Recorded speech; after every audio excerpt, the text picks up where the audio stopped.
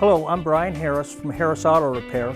I'm co-hosting a workshop today to educate people about two things that are overlooked on vehicle maintenance. Two things.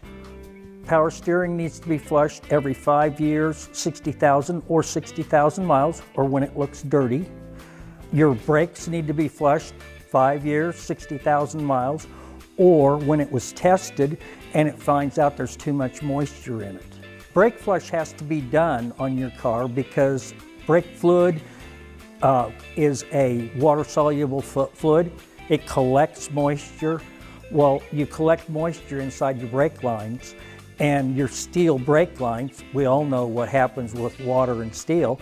Well, they rust to pieces. Well, that's what happens to your brake system. Power steering, it does not have a filter in it. So it needs to be flushed out, and all the metal in that system needs to be cleaned out of that car, or out of that pump, so that you have clean fluid and it doesn't destroy your rack and pinion, your other parts. Hey, I'm Brian Harris. Thanks so much for watching. We're located at 811 East 23rd Street, Lawrence, Kansas.